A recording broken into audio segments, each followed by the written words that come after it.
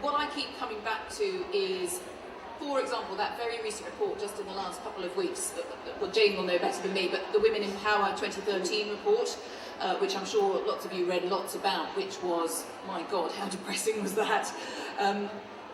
Effectively showing that women in all sections of society in the UK have actually slipped back a bit. It was everything, wasn't it? The media, the arts, sport, the judiciary, the civil service. There just aren't that many women in power. Now, we can say that starts with the fundamental part of democracy. We can start with the fact that we only have 22% women in Parliament. And it kind of trickles down from there. And we are so way down the rankings. We're 50-something now.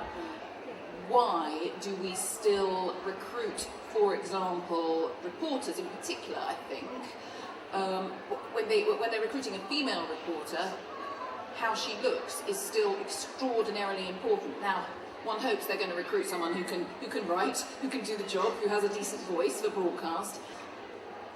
But yes, of course, as a woman, just as a woman, irrespective of where I worked, it is deeply depressing to open a newspaper and see someone, a woman, being hypercritical of other women. Of course it is. The flip side, if you want to play devil's advocate, as we were saying before we came on, Rocket, we've all got mortgages to pay, we've all got a job to do. If your editor says, I want X slant on X story, are you going to tell your male editor to go hang himself when you've got to pay the mortgage? Same token, I would love to think that we could legislate against it, but of course we can't. A, because those of us who are good journalists believe in a free press. B, you know what, even if you did believe in a free press and you just thought this is so offensive, which of course it is, that we should legislate, what would you say? How would that legislation be framed? And it would say, no topless women. Well, they would just print a picture of a woman wearing the tiniest little strip of fabric you've ever seen, and they'd get round the legislation that way. I'm depressed to say I don't know how we ever get round that, but I think it's embarrassing. For a civilised country in 2013, it's embarrassing. Hilary Mantel is so on a high.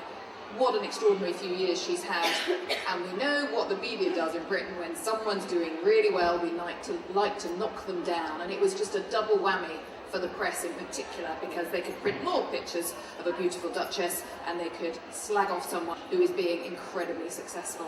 Well, maybe they should try writing a Booker-winning novel. I came from a family with no contacts, no background in journalism whatsoever.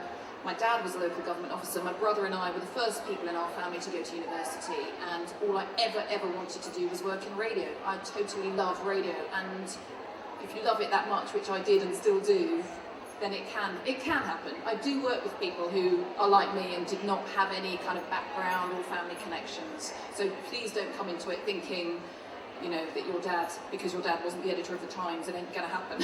So if some, you know, BBC bod was sitting here, they would make the point, and probably any media organisation would make the point, that the media reflects society. And I get depressed as hell about page 3 and all the things we've talked about. To what extent, I mean, I'm playing slightly devil's advocate here, but to what extent are we there to change the structure and to fight against the bits of society that are wrong?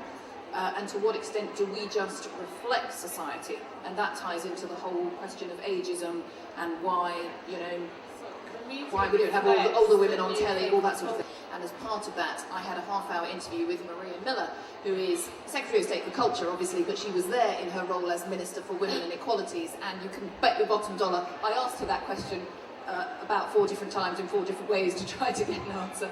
And she's not in favour of quotas at all. She made that clear.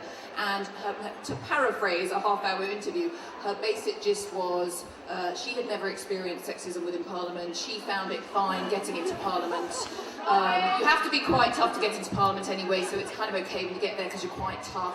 And the government was doing lots of voluntary things, and I just said, well, don't some of these need to be obligatory? Do not some companies, corporate world, everything, not just the media, do there not need to be some things that are obligatory, that are not voluntary anymore? Because it ain't happening. To go back to where we started, we have 22% female MPs in the British Parliament, and her basic gist was, things are getting better, it will get better organically.